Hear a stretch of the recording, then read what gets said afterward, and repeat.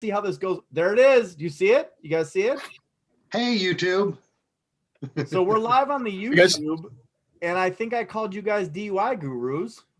I saw that. And if you hang on a second, the YouTube is coming up. Sorry, the YouTube's that is the same thing that happens to me. See, this is all those criticisms that people had before about me unable to man this show correctly. Now it's coming home to roost. Now it comes home. Vindication, Ray. Vindication. Vindication, sir. Vindication. So hang on a second. Let me put it on the Twitters. Oh, it's on Twitter too? Yeah, I had some teaser questions on there, and we can get to those in a minute. But Ray, we haven't been around. How have we been doing? I have been doing wonderfully. Do you know when you play that game, Red Dead Redemption? I don't know. Do you guys play it or you don't play it? You're familiar with it? No. I do not know that game. It's an open world game where you can wander across the desert on a horse and find adventures just willy-nilly. Is it a horse with no name, Ray? It's a lot. I think that may be the horse's actual name is No Name. No name. So I had one of those adventures on US Route 40. Whenever you go, like the MapQuest told me to go down a road. Now me, I'm very compliant. It says go, I go. So I start going down this road. Then it says turn right on this dirt road. And I'm like, okay, well, MapQuest. Okay, so I turn on the dirt road and I'm going down the dirt road about a half mile. And then there's this arch. It is ranch, ranch double K. And I'm like, well, it's so unusual for somebody to put their ranch sign over a public road. But you know what? MapQuest told me to go that way. So I keep on going. Well, I approach a compound. It's 2 or 3 houses, 2 or 3 barns, several horses in different corrals. And the road goes right through in between 2 barns. So what do, Pat? You're following MapQuest, Ray. I'm following MapQuest. I go right between 2 barns. And then I come up to a fence that is locked. Yeah, as soon as I saw that arch, Ray, I'd have been out of there. No apparent road past the gate, Pat.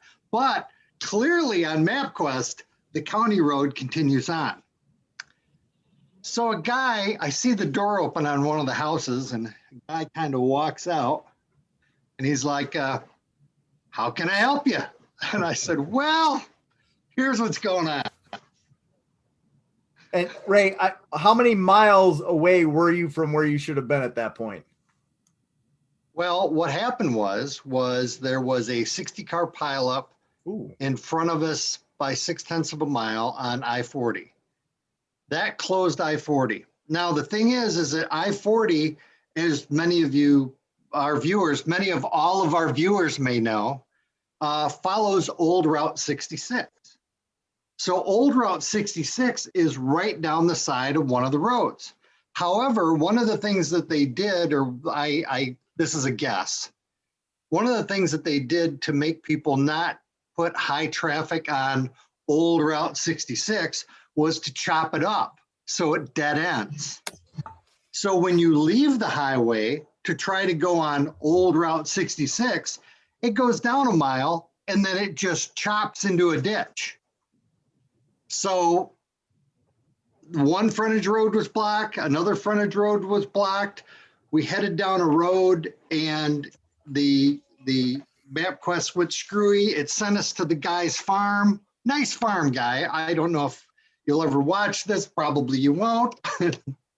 I go to the farm thing and we end up going 3 hours in a 3-hour circle out into New Mexico. And the thing is that we had 2 different ways to go. Melissa wanted to go the north route, which was both of these routes are like going the equivalent of us here. We want to try to get to Rockford. We're going to go to Milwaukee, then we're going to go to Madison, then we're going to go to Rockford. That's that's about the run, right? Oh. So what happens is that Melissa has a route that she likes that's going north. I have a route that I like that goes south. We decide on my route because my route leaves us about 10 miles farther down 40, and we don't know how big the pileup is. Okay. So we pick mine and we luck out because when we do the half, back to 40, which I took us, as I said, 3 hours. There are squad cars on the freeway directing traffic down our road, and we're coming up the road. So we actually went to the last possible point to not be blocked anymore, and then we continued on east. And at this point, you're saying, why do we have dogs? Otherwise, we would have just flown. No, I never said that, ever. Oh, all right. I love those dogs. Yeah, I know. I know. It was an adventure. It was an adventure that we did, and it was a lot of fun. As I said, we ended up. Ray, your dogs, you could have saved some gas. Just harnessed up those dogs, man. Let them burn off some of that energy. You know what? Here, I did the gas. Let's see what the gas. Anybody want to guess the gas bill? What are you driving? Toyota Sienna. I'm gonna guess because I spend a lot of time driving. 450. Wrong. I was gonna say 375. 270. Oh, that's not bad. Oh, you know what the thing you guys got to remember is gas is cheaper other places. Yeah, I know you guys are from Illinois and you love the whole place. Whenever you go anywhere else but Illinois, it drops 50%, or no, I'm sorry, 50 cents. Yeah. And then if you go to places like Oklahoma and Texas, it gets really cheap. Yeah. So, it depends on where you buy it. Well, yeah, it hit $3 a gallon while you were gone, Ray. That's nice. Well, that's because of I've been told that's because of who the president is. That's what people tell me. Well, we'll avoid that. But he put on a stunning display today on his press conference. I haven't been keeping up. I just look, man. I don't want to get too into this, but no, we're not. But no. Can we just?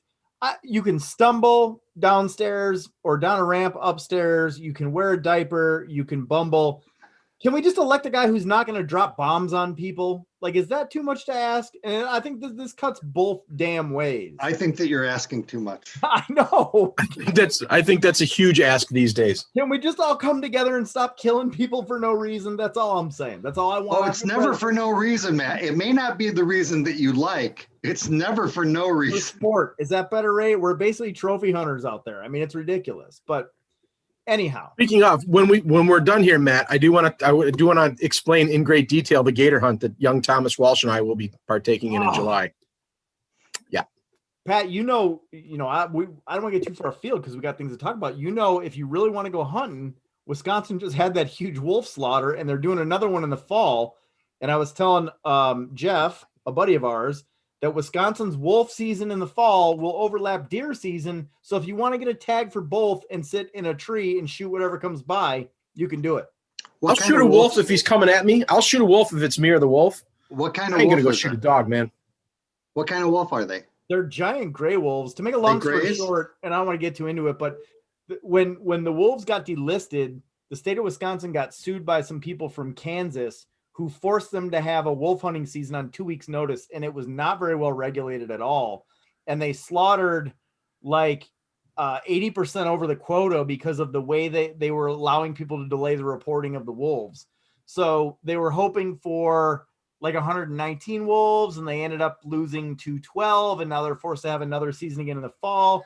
And this season coincided with wolves getting pregnant, so the wolf population there is out of control. It needs culling. However, there's a right way to do things in a wrong way. And I'm just saying, if you just want to go shoot stuff for no reason, Pat, that's the where to go. I mean, there were some giant wolves harvested up there. I mean, like 80 to 90 pound wolves. So no, I'm not going to shoot dogs. I'll shoot a gator because I can eat a gator. There you go. We'll touch on that later. Let's Let's progress. I want to kick off this discussion with, and we'll get into some more exciting stuff because I want to tap into your guys' knowledge for our walk. But I want to talk about this big college admission scandal from a few years ago. I'll just recap it. Lori Loughlin, who was on Full House. I don't know what else she's done since. Aunt Becky. What's that? She was Aunt Becky. Complete smoke show. Complete smoke show. And a bunch of rich people from the West Coast got busted paying somebody to get their kids into these supposedly prestigious schools. And they got them into those schools. They got them into the schools. And what happened is, because I don't know if you've seen the Netflix thing, Ray, it's pretty interesting, but a lot of them ended up going to prison for anywhere from like 3 to 4 months. I think Lori Loughlin only went for a couple of weeks or whatever. But it was a big deal. And Netflix has now come out with a show called Operation Varsity Blues, the college admission scandal. I watched it. I'll be frank with you guys. My opinion when this happened was, this is the dumbest thing I've ever heard. Why are we indicting people for crap that is done in a different manner all the time? You know, so you're going to pay a middleman as opposed to just direct. You donate $300 million to Harvard, your kid's getting in, right? Let's be real. Oh yeah. So you do that. And this guy who sets this up calls it the side door. So donating directly is the back door. The front door is getting in on merit, and he calls a side door where you don't have to donate the same amount, but he's got a pretty clever way of getting you in. And at the time I thought, this is the kind of thing when people talk about not needing a law for everything. This was right in this is kind of a dumb thing to ruin people's lives over. And let's be honest, I went to junior college and then I went to a state school and I really didn't care about academics. I have since watched this thing and I feel even more strongly how ridiculous these people who are all aghast, like, oh, I went to Stanford and I got another merit and this is ruining my Stanford thing. And also, you know, I think it's a pretty strong indictment of kind of the current amount of pressure we're putting kids under to get into better schools. But I watched it and it was interesting, but like, I still could care less. Why are we locking people up for this? Is that a dumb way for me to think? I don't think it's a dumb way to think. I think that we lock people up for a variety of reasons that are not good, and we lock way too many people up. I mean, I think the numbers bear that out. I think that we lock up 10 times more people than they do in China, which is a horrible country that has, I believe, 10 times as many people as we have. And the government's a little bit. I say locked up. I mean, like, forget locking up, forget indicting these people. You know, if Stanford wants to take a bribe to get somebody into their school, why do I care? And what harm is there to society at that point? The state-supported school. So what? And you'd be bribing a state official in order to gain an advantage. Why are you saying bribe? If I donate $300 million, they let my kid in. And Ray, right. Here's the way it was going down at Stanford. And this is clever. The guy who's the intermediary, Lori Loughlin gives her, and her kid went to USC. Lori Loughlin gives her money to this guy, Rick Singer. Rick Singer puts up a kind of a fake profile to make it look like Lori Loughlin's kid is a baller as a sailor. So Singer then donates $100,000 to the sailing program at Stanford, which is starving for money. Gives this they're cutting programs at Stanford left and right. They cut wrestling. So then the sailing coach says, hey, we just got a donation from the family of this guy, or maybe he doesn't say that part. Here's a profile on somebody I may want to let in as a walk-on. Then the admissions people say, okay, the sailing program's interested in possibly having this guy as a walk-on. We got to let him in the school. So the admissions people decide at that point they're going to lower their standards because this kid might be on the sailing team. If you take the money out of that, the money to me doesn't change anything. And the reality is, I don't care if Stanford is state supported. I don't see this as any less dirty than the way half the kids get into Stanford or Georgetown or Loyola or anything. Well, rich, wealthy people get into Ivy League or top schools because they have paid for the opportunities that top schools look for. So I understand what you're saying. No, Ray. It's one of the opportunities they pay for is you can straight up donate to the school. No. Here's one of the opportunities they pay for. They have a SAT tutor. They have an ACT tutor. They went to France and they did some sort of program in France. Now they have international studies. So what's going on here is the people who are using this guy are the Lori Laughlins who don't have 500 million to donate, but have 700,000, right? So these people have all that stuff covered, but they're doing it through this side door. And I guess what I'm saying is I don't see this as any less shady than you straight up giving him 500 million. The only difference is you don't have 500 million to give him, right? I think if you're perpetrating a fraud, if you're filing fraudulent documents for some sort of gain, being the admission to the school, okay. If you're going to a middleman who's not your uncle, who's an alumni, who has a dorm named after him, the end result is the same. The relationship of whoever's getting you into the school shouldn't dictate whether or not this is an indictable offense or if this is alumni helping out, new enrollees.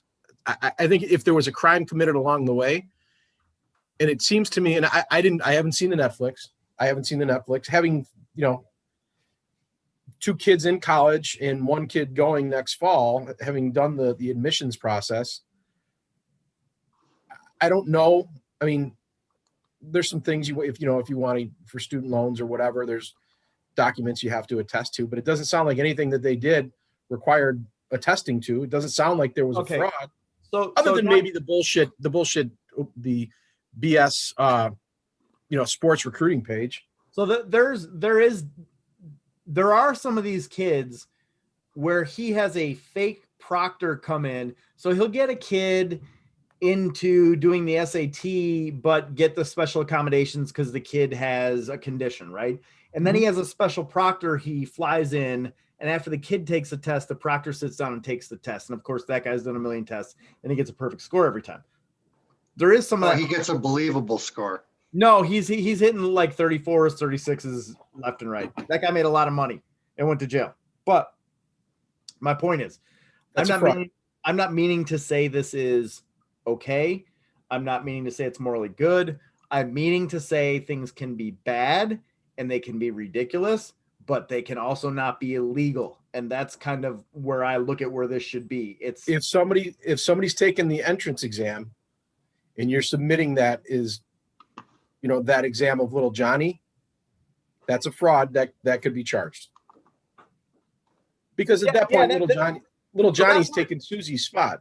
That part is clearly a little bit more problematic, but I guess I'm concerned in the bigger picture with this idea that if you don't have the big time money, that you're trying to small time it through an intermediary, like you're doing the same thing the other people are doing. You just don't have as much money. And again, as somebody who went to junior college, like screw you all. I could care less about your stupid Stanford degree or your Duke degree. Now the intermediary, that's no different than if, my dad knows somebody at Indiana University or Purdue or University of Florida or one of the Ivy League schools. If my dad knows somebody who is connected there and can put in a good word for me, that's an intermediary. What's the difference? That's no difference. I'm going to tell you guys something that's really going to chap your hide as criminal defense attorneys, right? So, you kind of already know how this ends, but the FBI gets to that intermediary guy who set this entire scheme up as like the number 2 guy in their investigation. He then flips on everybody under him. So while Lori Laughlin's going to prison and all these other people are going to prison, guess who's not gone to prison, Pat? Second from the top. Yeah. And you know what, Pat? That's why I could tell you why that happens, Pat. Okay. The federal prosecutors are a very elite group from top schools, and it turns out they don't get that great of education. Yeah, I mean, that's the kicker, right? You're locking up all these celebrities, and maybe when it's all over, you're locking up the guy who architected this. But as of right now, that guy's out jogging around. Yeah, but if you're the department head, that's the box you check. Listen, newsworthiness, we made rich people pay. They cheated and we made them pay. That makes me the attorney general for Northern District of Illinois. You know what I'm saying? I'm doing something. So they don't care about that second guy. We care about it because as far as culpability, as far as committing a crime, that guy should pay for his crimes. But the problem is that that's not why they're doing it. That's not dead sexy headlines. That's not sexy headlines. They want Aunt Becky went to prison. Look at Aunt Becky cry. Look at her cry. And that gets right back to my point, which is like, maybe we shouldn't have laws that are basically being used for show at this point. I mean, because that's ultimately what this is. It's a show. It's like watch me prosecute these celebrities, and who ultimately, the end of the movie is interesting because Stanford gains through this scheme $700 million, and Stanford is seen as a victim of fraud, Pat, right? Because Stanford got fraudulent admission documents and fraudulent test scores. So Stanford, who was defrauded, ends up with $700 million in their pocket. Stanford has $700 million. They're cutting wrestling. They're cutting, I think, their 700,000. I'm sorry, it was 700,000. I got there's a voice back there that told me 700,000. Okay. Yeah. All right. Okay. Still, why are you cutting these sports? You're freaking Stanford. They're cutting those sports because those sports don't pay. Exactly. But guess what? Football's gonna gross $400 million next year. Right, and the football program is going to pay the head coach $5 million, the assistant coaches $1 million apiece. They're going to go on tours and offer incentives. You got to maintain that stadium. Stanford's a bad example of recruiting football players in a shady fashion because they are Northwestern and Notre Dame-esque in their standards. Oh, that's harsh. No, I mean, like you got to pull the grades to get there. No, but what I'm saying is that so they don't win often. Is that what you're saying? Stanford's sporadically really good. Every few years they have a really exciting season, but they're in a conference that kind of like tends to be top heavy with not a lot of competition under it, if you ask me. So yeah, it's not hard. I mean, Northwestern. Yeah. They are the Western Northwestern. Yeah, that's a good analogy. Anyhow, that's that. Watch that show. Tell me guys what you think. Whatever. I think the whole thing is ridiculous. And I think you're missing the actual points that you're supposed to get from this. If you want to be the attorney general for your district, you need to have cases where you take bad people or people we don't like and you punish them. And then you go, I punished that guy. And that's how you become the attorney general for this time and next time and the next time. And you're probably right, because I have no interest in being the attorney general, so I wouldn't get that point. No. Okay. But I think it's awesome how much money they spent on this. How the time and resource allocation for this by our federal government. I think they said awesome. There were 50 indictments, Pat. 50? Yeah, and guess how many of those were school officials? 0 indictments, Matt. The sailing coach from Stanford got popped, and he avoided jail. And the Yale soccer coach got popped, but that guy was taking money. The Yale soccer coach is what kicked off the whole investigation. He was taking money and putting it in his pocket. So that dude was a flat-out crook. He should go to jail. That's a different story. Agreed. The Stanford coach was taking the checks to the athletic director and saying, "Look, we got a donation." So, I heard he avoided jail, didn't he? The Stanford sailing coach? He avoided jail because even the U.S. Attorney's Office thought he was very lightly culpable, if culpable at all, but he still got tagged with felony conviction and like 30 months. And he's out of a job? Oh, he got fired immediately, but and he was on home confinement. So if I'm the athletic director, I don't know that I fire that guy. I don't want, if I'm an AD at any time, any big time school, I'm not sure I want any lawsuits issuing subpoenas and interrogatories about how my department's run. Not only that, Pat, this is like how to cover your crimes 101. You hold that guy close, right? Yeah. You give that guy a raise and you say, we're really happy with you here. We'd like you to stick around. Yep. Hey, we're going to get you an entire new fleet of dinghy class sails. Yep. And lawyers and all kind, whatever you need.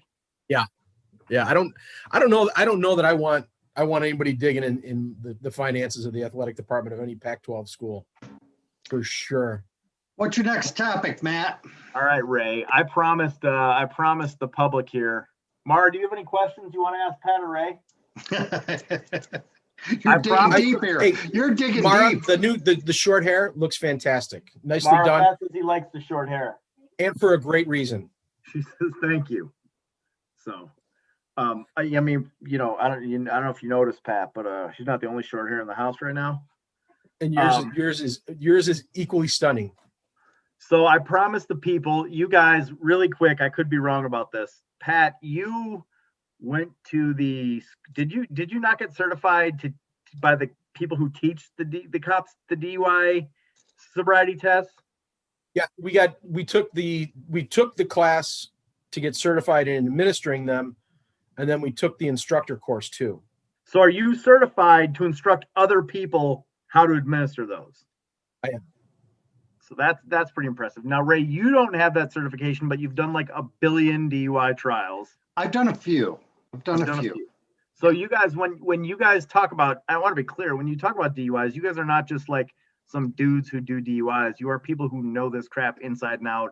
And as far as it goes to standardized field sobriety tests and that sort of stuff, it doesn't matter what state you're in, what jurisdiction you're in. It's basically the same stuff across the country, right? It is. I've seen some. There is in different Michigan, jurisdictions do them different ways. Right. They do different sets. We have there is under NHTSA, there's the 3 standardized tests, but I've noticed that other states will throw in a modified Romberg and call it, but they don't set up a clue set for it. Yeah. What's the Romberg? What's a Romberg? Modified Romberg is, sir, can you count to 30? Or I'm sorry, do you know what 30 seconds is? Yes, I do. Okay, what I'd like you to do is I'd like you to close your eyes, tilt your head back, and tell me when 30 seconds has passed. When 30 seconds is passed, I want you to open your eyes and tell me stop. And then you have the person, the problem that I have with the test is that I've never seen an answer that was right. He put his head back. In 25 seconds, he said he was done. And I was like, so he's 5 seconds. So he's 5 seconds off. I'm like, what, I've seen a couple that showed impairment. One guy was, and I had it on my the stopwatch on my iPhone. One guy was 30.8 and another guy was 32.1. And the cop's like, well, he showed clear signs of impairment because he swayed. I can't do that test. I've gotten too many shots to the melon over the years in football and baseball and rugby. And if I do that, I have terrible balance. I can't do that. And it's there's as many things as can affect your performance on the 3 standardized ones. There's exponentially more that can F up your performance on the Romberg balance. It's a joke.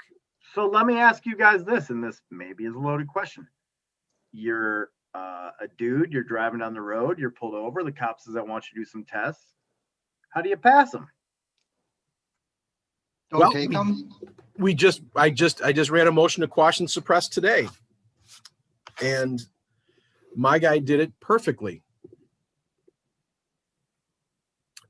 Would you like to take these tests?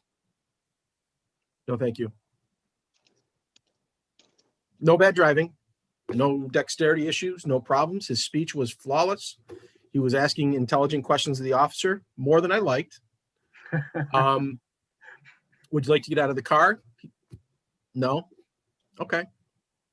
Well, okay. And then they had a conversation amongst the backup, the stopping officer and the sergeant, and they were all just kind of like, well, we got to arrest him for something, was essentially the topic of conversation. Well, how fast was he going? Oh, and no bad driving, by the way, just dead center down the right. What they stopped him for? I don't know. Was he misto speeding? Oh, he was. Oh, yeah. We could say that. We could say that. Oh, they said that. Guy gets out of the car. Swings his legs. Doesn't even touch the car. stands straight, walks up there. You're under arrest. Can you be careful of my shoulder, please? Sure. They put 2 sets of cuffs on him. That's how you pass the tests. So, Pat, no, I thank guess you. The question is, what happened at your hearing? We prevailed. Nice. We prevailed. There was potentially reason to stop my guy. There was no, as was indicated by the transcripts that we used from the summary suspension hearing, prior to asking him out of the car, he had seen no signs of impairment. Nor did he see any when he was outside the car, nor did he see any before.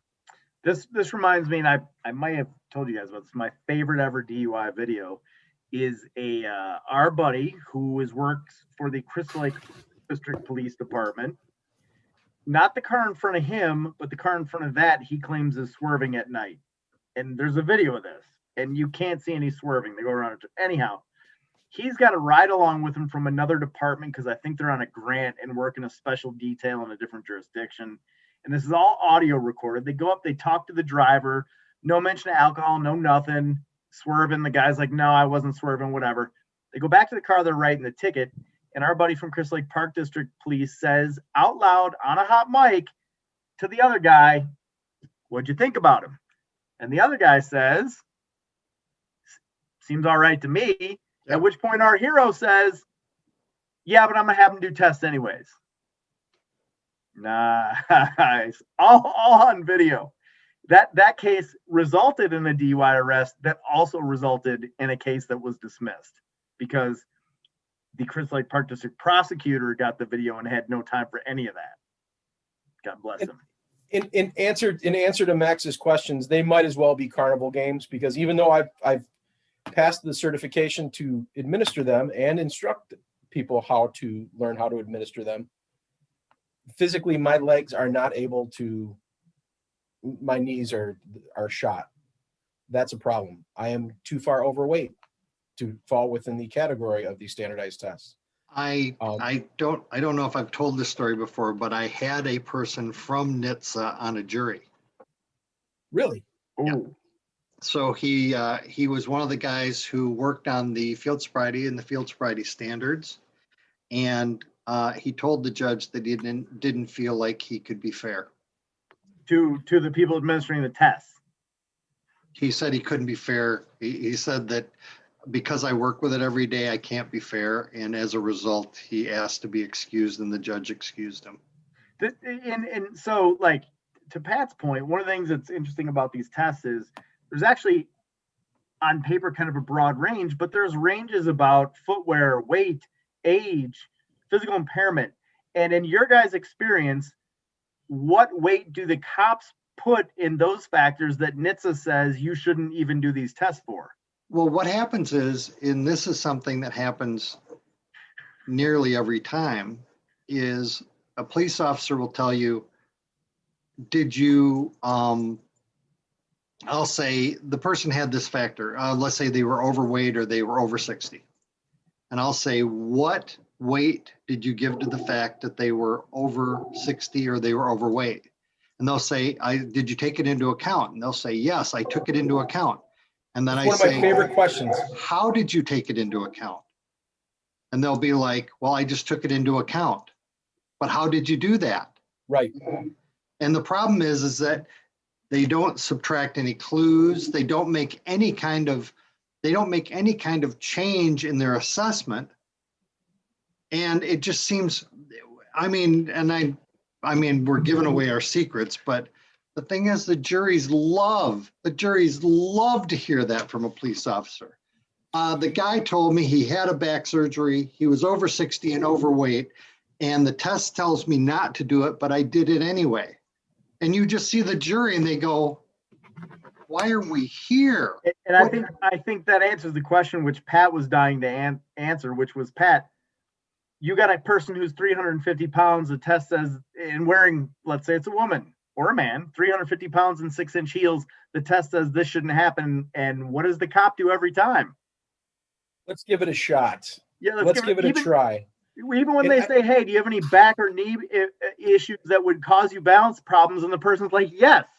right? I had the exact words on the videotape. My guy says, you know, do you have any problems with your lower body? Yes, my hip and my leg are, his exact words, I won't say it, but my hip and my leg are effed. Okay, well, what I'm going to want you to do is put your left foot on the line, put your right foot in front of it. Exactly. And same thing. And it took me 5 minutes, and finally the judge is like, that horse is dead. I'm like, no, it's not. We're going to work this some more. You know, you take that into consideration. Yes. The judge, I love it. I love it when the judge tries to, when you hit fertile ground, you hit hay dirt, and then they're like, yeah, it's time to move on, counsel. And you're like, oh no, it's not time to move on. I think it's important to know for people who've never been where we sit on the table that by the time the judge says that, you've been watching him roll his eyes for every one of those questions, drop his pen, make exasperated sighs, stare at the cat. Like, you know, that's coming. That's never like, but when it happens, you're kind of like, well, now we're going to ask it a few more times. Catch it, tuck the ball, right. And run. Right. You run, not till when you get to the end zone, you Forrest Gump that thing right out of the stadium, man. You keep on running. Because you took it in, I took it into consideration. Okay. How did it figure into your results of the test? Well, he had this many clues. I get that. And you've said that, but you took it into consideration. What did you consider? Oh yeah. Did you consider they just never can answer it. Did you consider his level of pain? Yes. Well, you didn't ask him what his level of pain was. What was his level of pain? How did you monitor? Did his level of pain affect his performance? In the NHTSA standards, it says it could. You know, and you just asked and answered. No, it's never been answered. Ever. Not just here, not in this trial, ever. And this is like what we're really giving away for free is how fun this job is sometimes. Sometimes it's pretty maddening. But in the right scenario, sometimes it's like we get to ask questions and these people are forced to answer them. And if you've never seen somebody get uncomfortable just from questions, it happens routinely in criminal court, routinely. And I don't want to give the impression to anybody out there that this is an every trial occurrence, because there's a lot of times where we're up there just getting our teeth kicked in. Yeah. Way more often than not. I mean, as a general rule, we typically don't have great facts. But when it happens, as it turns out, the cases are pretty carefully selected by the time we get to trial. So yeah, it's not anywhere near as regular as I would like, but when it happens, it is gold. Dear God, is it fun? Yeah. So much fun. So I put a couple of things on the Twitters, and we can keep talking about this. I mean, I'm not going to ask you guys the question I get asked all the time, which drives me nuts. And it's like, well, if I get pulled over for DUI, what do I do? Because the reality on that, and if you guys want to comment on this, is that, like, when you said you were talking about how a cop walks into the fields, like, they don't say, I've got 3 standardized field sobriety tests I want you to do. They walk you into it until you're halfway into it before you understand what they're doing, right?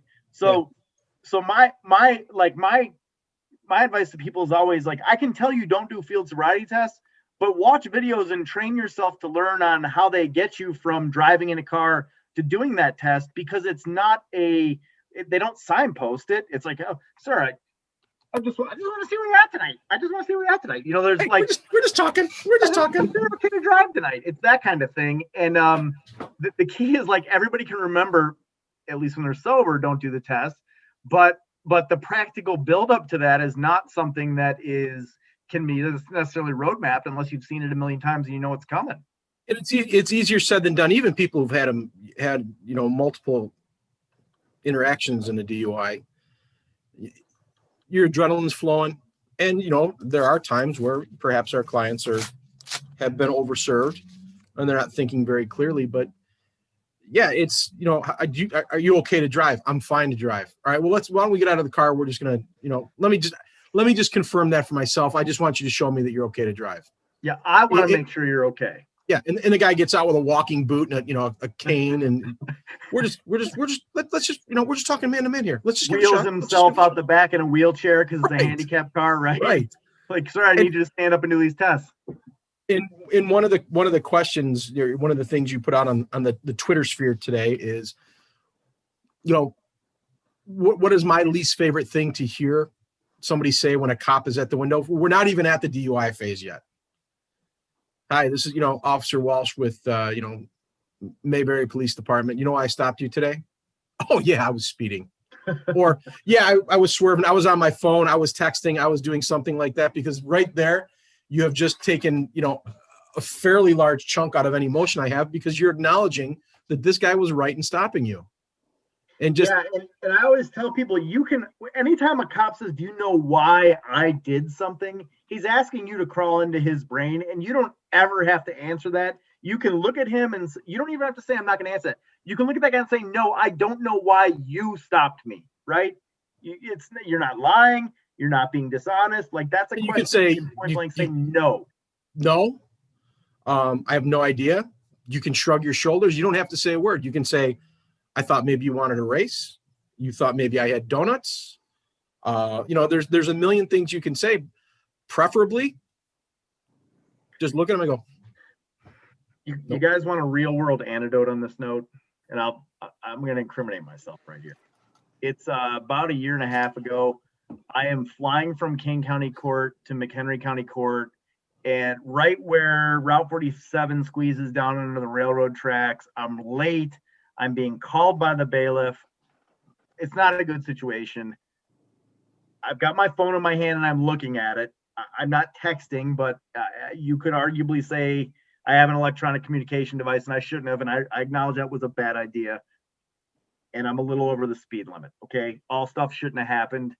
And I'm usually pretty careful about that. I get pulled over by McHenry County's finest, Deputy Singer, a very nice man. He is. And he is. Singer comes up to me and he says, do you know why I pulled you over? And I'm thinking, well, I have this thing in my hand. I'm speeding.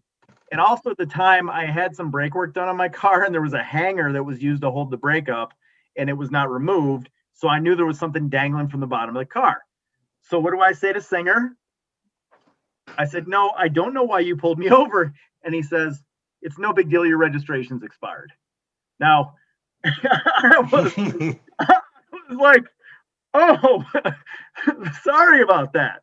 And I didn't know it was expired, and I got it registered that day. But had I done what Pat says he hates to hear, I likely would have left there with multiple citations that admittedly I probably earned, but didn't need at that time. And if you're acknowledging that he's right, you've taken away half of my motion to quash and suppress. Oh, yeah. And probably the only half that I had a shot at winning, because you're going to get out and piss the bed in the stupid human tricks.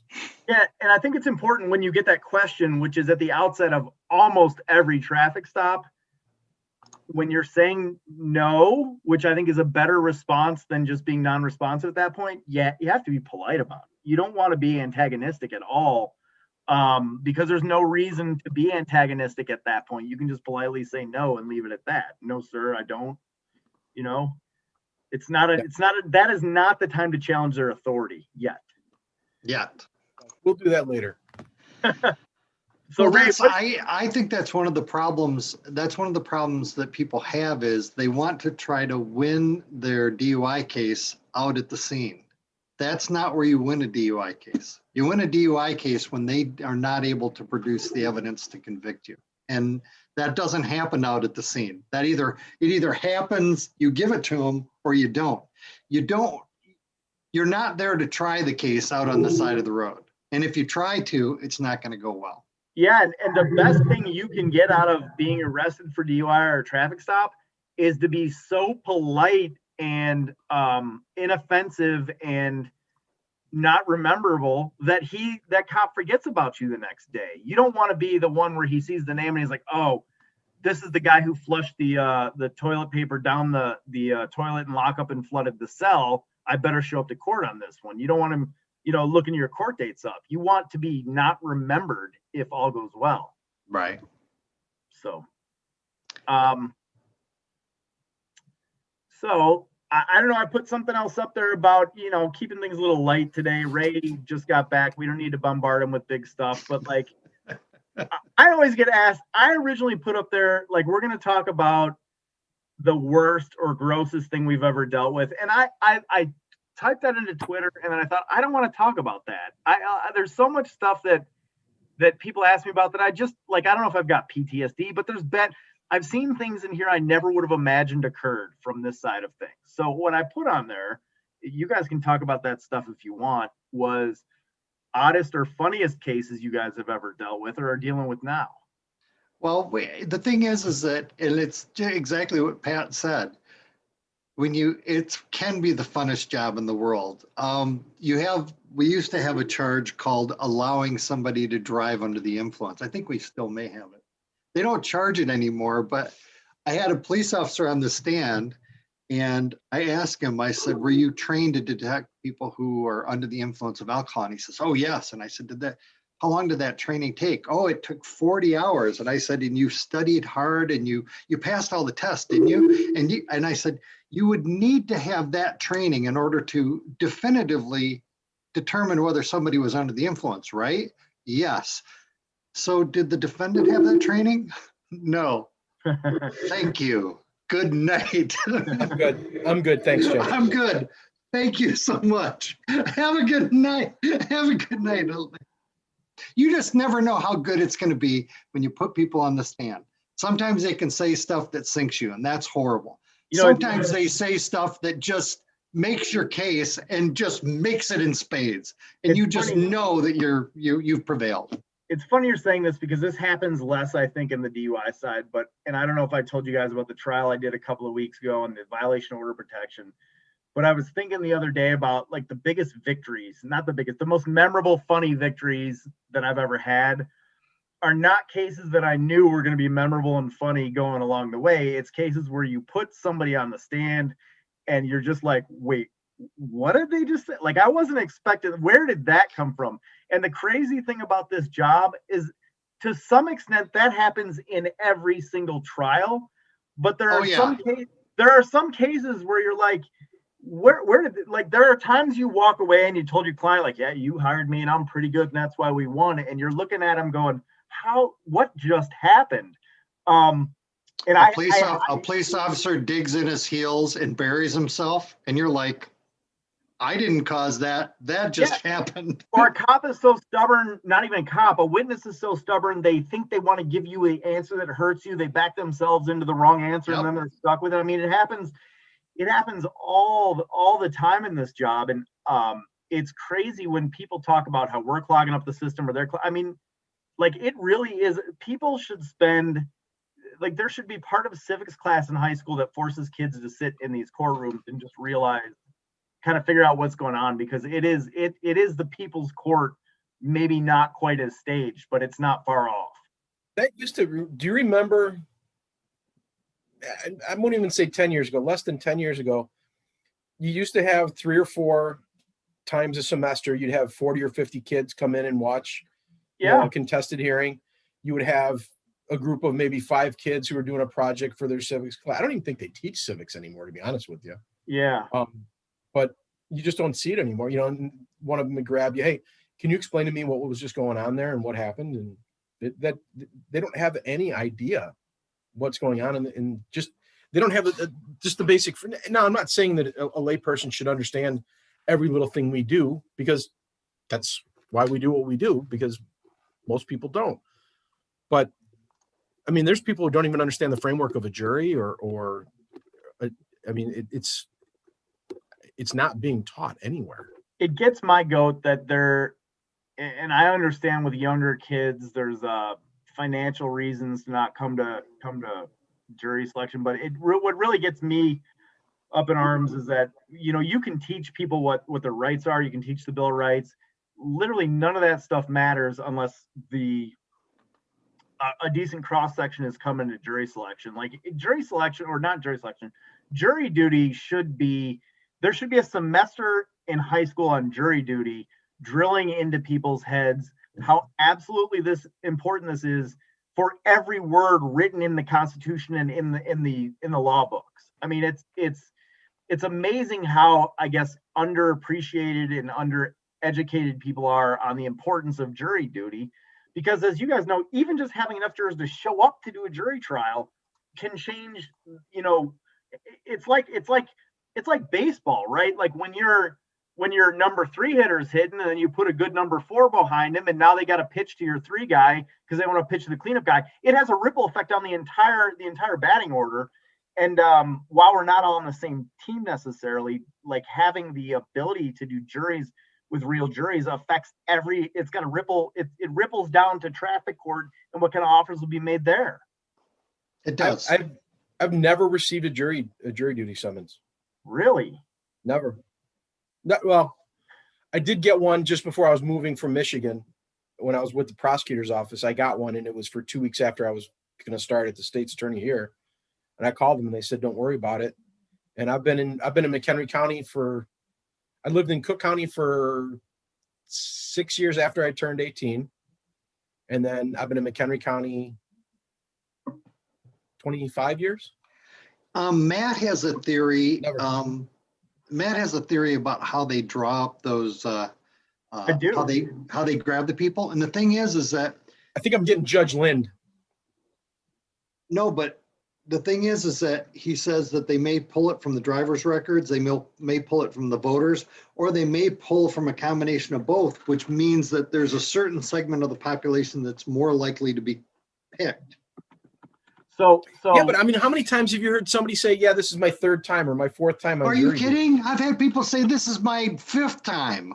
Yeah, so that is not rare. First of all, I'm 46, so this isn't. Oh shit, I'm 47. So this isn't overrepresentative, but I've been called in, I think 4 times. I've received 5 summonses total, and I've made it to a courtroom, been voir dired twice, made 1 jury. For whatever reason, 2 years ago, I could have been on a DUI jury, and the defense attorneys did not care enough to use preemptories to get to me, which is fine because I don't like them anymore, and they're found guilty. But anyhow, my theory, Pat, at least in McHenry County, and I know every county has their own jury pool, is when I did the research on this, their jury pool was comprised based of driver's license, voter, social security, and I think Illinois disability cards. And my theory was that they were not taking all those in, collating them, throwing out all the duplicates, that probably some duplicates were sneaking through either because the guy used the middle initial versus the middle name or whatever. And that's why, at least in McHenry County, the older, potentially disabled Social Security crowd is way overrepresented. And I could be wrong in this because I've tried to dig and get at that actual database and I can't get it. But I feel like the teacher crowd is overrepresented. Yeah, for sure. Teachers and nurses. Well, I think teachers, we see teachers a lot in the summer because they defer it to when they're off. There is, I don't know, I can't remember the last time I did a summertime jury without at least one teacher or, some sort of school professional in there that was,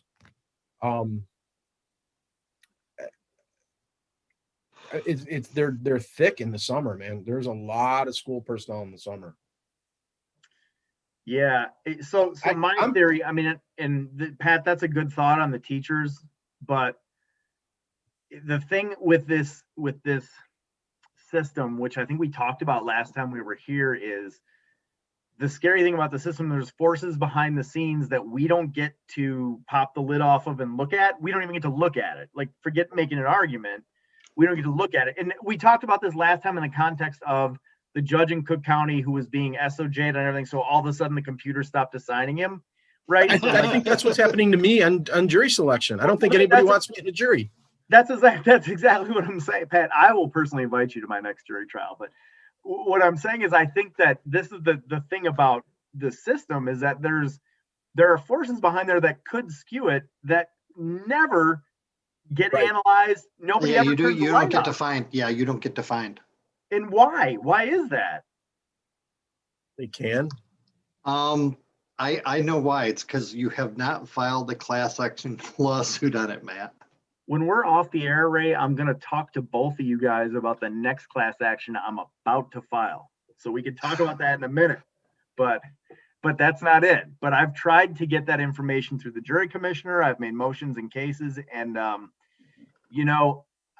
I don't understand why we can't have access to that to have a look at. I am always stunned that people aren't like, yes, please come in, take a look at it. You know, we do it this way, and then have them go, is there a better way? Is there something you'd like? You know what I'm saying? I don't know how it is not the most open thing for us to take a look at, but I can tell you, it is not. It's funny, Ray, because when you get that guy who's been on 5 juries and he's been the foreman on 3, and we can't ask him what the verdicts were on any of that, and you kind of say, well, haha, you're basically a professional juror. How does that keep happening? Haha. He laughs and he always says, I guess I'm just lucky, right? That's always the answer. Like, yes, I'm just lucky. Even that guy is not questioning, why have I been here 6 times and that guy who's 85 has never been here before? Ever. We're never going to know. No. They don't want me when I'm 85. You barely want an older middle-aged Pat Walsh. Imagine how crabby an 85-year-old Pat Walsh would be towards the prosecution. The 85-year-old Pat Walsh is going to be critical of the attorneys. You know, it's going to be, you're going to be like, I would have never asked that question. Never. Mr. Walsh, in my 40 years of being a lawyer, I would have never asked that question. Mr. Walsh, I'm not going to tell you again. You're a juror. You cannot utter the words bullshit anymore. Mr. Walsh, stop dropping your pen in the jury box. Ladies and gentlemen, I'm going to call it a night. I'm going to ask that we call this meeting a night, and then we will convene next Thursday. I second that.